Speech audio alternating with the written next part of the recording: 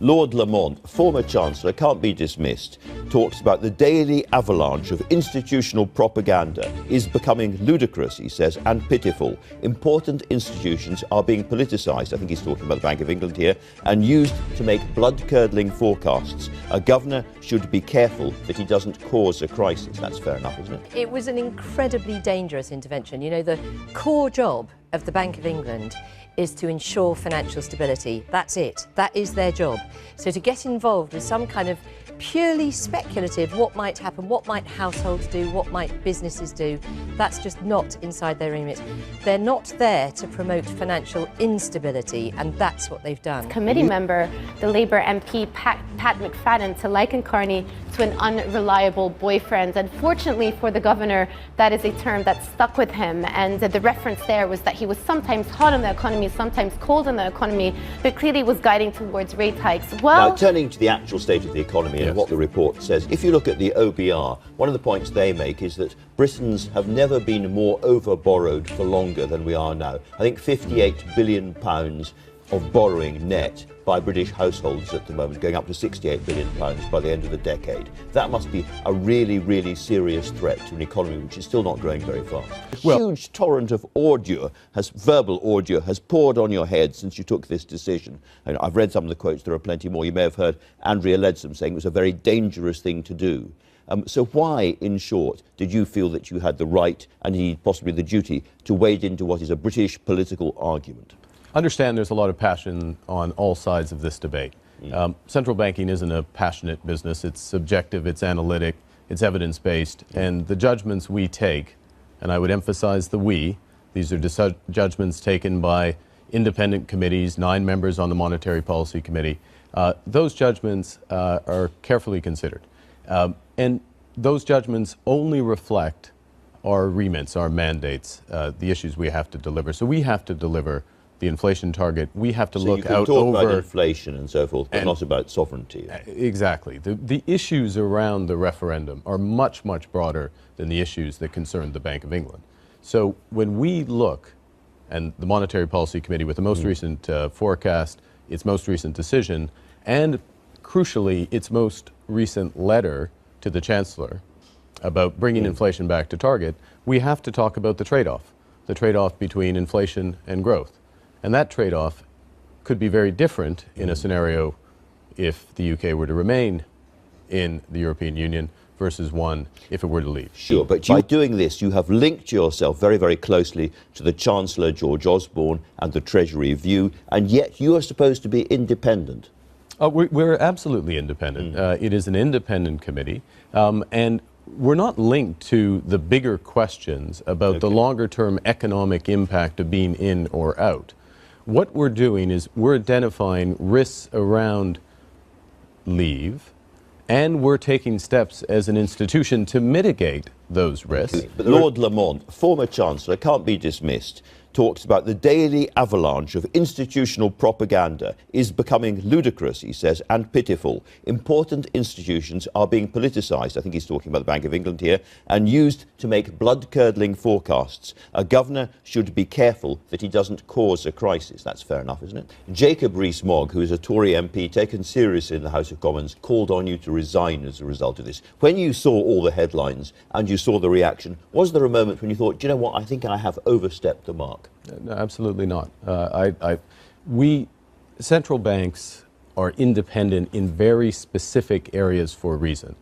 It's precisely not to bend to political pressure from any side and to make clear, objective judgments and then explain those judgments. And we have a duty, if we're taking a judgment as a committee and we're changing policy because of it, we're putting out billions of pounds of liquidity facilities. We're getting banks to raise capital, as we did a few years ago, against these types of risks. If we're potentially going to alter the path of interest rates or other instruments of monetary policy because of certain things manifesting, we have a duty to explain that to the British people and to Parliament. Now, turning to the actual state of the economy and what the report says, if you look at the OBR, one of the points they make is that Britons have never been more over-borrowed for longer than we are now. I think £58 billion of borrowing net by British households at the moment, going up to £68 billion by the end of the decade. That must be a really, really serious threat to an economy which is still not growing very fast. Well,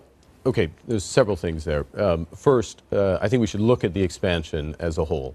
This has been the strongest growing economy up until very recently in the G7. Secondly, in terms of the borrowing position of British households, relative to their incomes, British households have worked hard and paid down debt. So it's gone from about 160% of income to about 135. But so that's tailed off now, hasn't it? It has now tailed off. And so this is something that so we are still watching. Quite heavily borrowed. And the reason I'm asking about this, of course, is this is all based on a world where we don't really have interest rates anymore. So presumably the worry is when you have to put interest rates back up again, assuming we stay inside the EU, we could then face a kind of raft of repossessions and people being in terrible trouble, as they were in the 1980s. You remember the negative equity and stuff that we faced then. Are we heading towards something like that now because of overborrowing? Well, I remember... I lived here at that time, and I remember it very well. I remember that the levels of uncertainty in the early 1990s are the same as the levels of uncertainty today in this economy, which is one of the reasons why the economy is slowing right here as we sit. In terms of borrowing and the ability to pay back, one of the things we've done as the new Bank of England is to say to banks and building societies is when somebody takes out a new loan, don't just test them against today's interest rate, test them against interest rates where they could go, in fact, 3 percentage points higher than they are today, to make sure that we don't lending, like, you know, well, security around that point. It is something. It is without question, Andrew. It's something we're watching. If you have to put up interest rates well, we can talk about Brexit. If we leave the EU and the pound falls and there's an inflationary pressure and you have to put up interest rates, what then happens to the overborrowed British public? Well, what history shows is that the British public pays their debts. It's not like the U.S. public. The British public pays their debts. The challenge and the thing we're trying to manage to the medium term is to ensure that not too many of the British public are, as you say, over-borrowed, because that will make a downturn that much more severe. Today, very much about Mark Carney and his intervention. Wasn't he right to intervene? I mean, after all, the Bank of England has responsibility for the overall conduct of interest rates and the economy. If we left and there was a downturn, we'd point to say, why didn't you tell us? No, it was an incredibly dangerous intervention. You know, the core job of the Bank of England is to ensure financial stability. That's it. That is their job. So to get involved with some kind of purely speculative, what might happen, what might households do, what might businesses do, that's just not inside their remit. They're not there to promote financial instability, and that's what they've done. But also, you know, this is only looking at what doom scenario might be. It doesn't take into account of the certain fact that we will have a £10 billion a year independence dividend straight away as soon as we leave the EU. That's a vast sum of money. It's enough. It's all of the 5-year dividend that the head of the NHS is looking for to keep the NHS on the road. For example, that's not taken into account, nor does it take into account the impact of people actually now being able to resist uncontrollable immigration, the impact on public services of remaining. Doesn't take into account that there's so many issues it does not take into account. I would think that the processes will remain intact, but I suspect that the governor will be significantly regretting getting involved in politics, destabilising the markets in the exact opposite to the way he should do, and I'm quite sure he will be wishing he hadn't done it. When Carney took over, just a month later,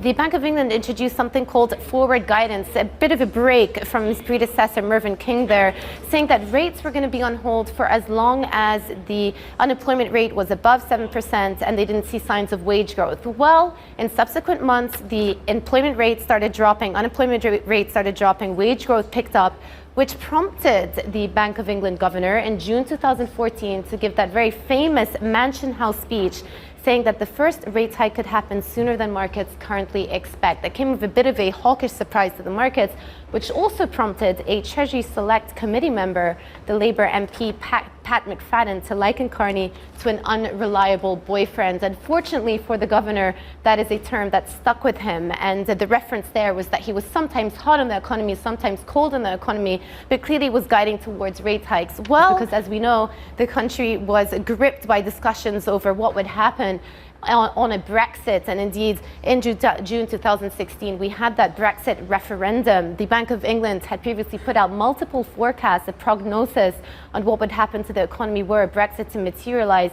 One of the criticisms that was leveled at the bank at the time. August 2016 may be their most controversial move yet. That interest rate cut from 50 basis points to 25 basis points was met with a lot of backlash at the time because it was perceived to be political. The Bank of England justified it by saying they were doing a preemptive rate cut to ensure the economy kept ticking even post-Brexit. And you can see here, October 2016 was the first time that Carney's tenure got extended.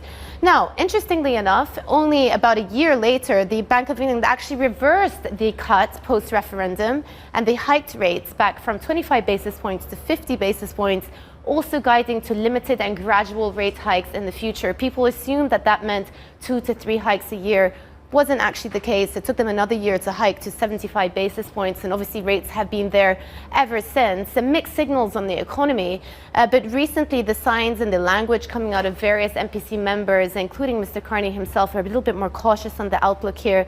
And the latest guidance suggests that they may be pointing towards maybe one last cut at tomorrow's press conference. So all eyes on that. But we do know that for Mr. Carney, his pet project is climate change. And after that, after he steps down, he will be going to be, working as a finance advisor for the UN Climate Change Conference in Glasgow